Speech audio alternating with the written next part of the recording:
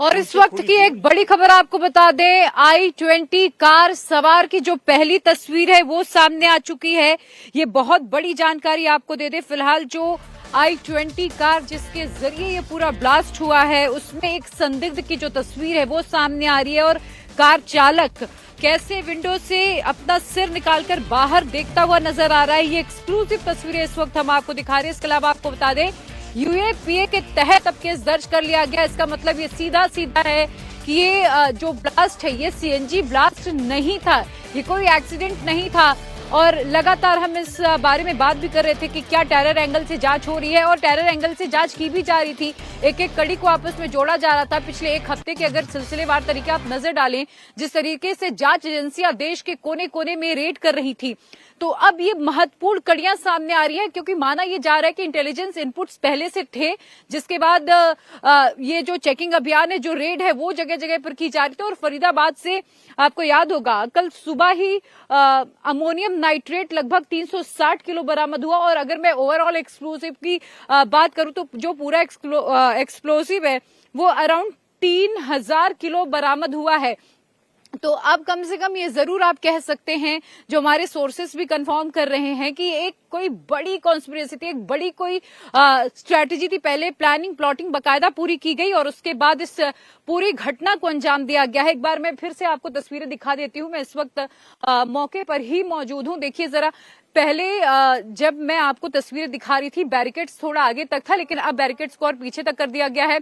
उधर सामने अगर आप दिखा पाए प्रदीप, तो देखिए जरा, वहां पर टेंट्स लगा दिए गए हैं और जो कार थी वो फिलहाल अब हमें यहां से नजर नहीं आ रही है।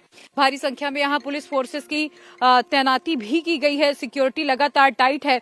और सबसे अहम बात यह है कि सीसीटीवी पार्किंग में जाते हुए और निकलते हुए की जो तस्वीरें हैं कार की, वो बरामद हुई हैं। और इस फुटेज में संदिग्ध माना जा रहा था कि 101 से 2 लोग भी हो सकते हैं, लेकिन फिलहाल एक ही व्यक्ति दिखाई दे रहा है गाड़ी चलाता हुआ।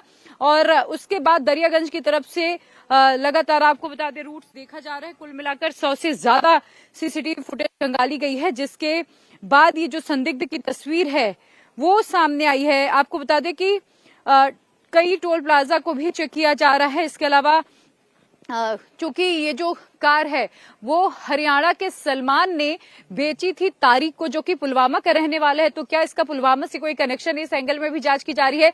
मेरे साथ मेरे सहयोगी संजय शाह जुड़ चुके हैं। संजय, क्या अपडेट है आपके पास इस पूरी घटनाक्रम को लेकर? प्रिया, इस वक्त की 2 बड़ी खबर है। पहली की जो तस्वीर हम दिखा रहे हैं कार चालक की, जिस i20 हुंडई कार में ब्लास्ट हुआ है, उस गाड़ी का पार्किंग में जाते हुए और पार्किंग से निकलते हुए तस्वीर सामने आई है। 3:19 पर ये गाड़ी पार्किंग में गई है और ठीक 6:48 पर ये गाड़ी पार्किंग से निकलकर दरियागंज की तरफ रास्ते पर जाती हुई तभी 6:52 पे ब्लास्ट हुआ है।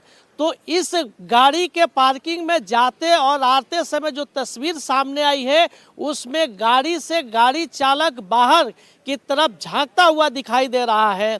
तो ये से एक पुलिस को जो शक था वो क्लियर हुआ है सीसीटीवी फुटेज के आधार पर कि उस गाड़ी में 3 लोग थे, जब अभी तक यही कहा जा रहा था, लेकिन तस्वीर में अभी तक यही सामने आया है कि एक व्यक्ति उस गाड़ी में दिखाई दे रहा है।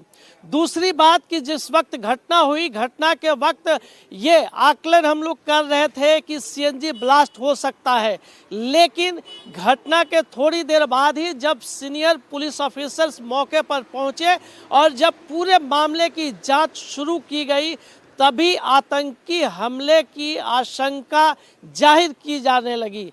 लेकिन अब पुलिस ने यूएपीए के तहत मामला दर्ज कर ये साफ कर दिया है कि ये कोई मामूली इंसिडेंट नहीं था। इस तरीके से ये इस वक्त की ये 2 बड़ी खबर है जो इंडिया टीवी के दर्शकों को हम बता रहे हैं। आपको बता दें कि जिस तरीके से पूरा जो एरिया में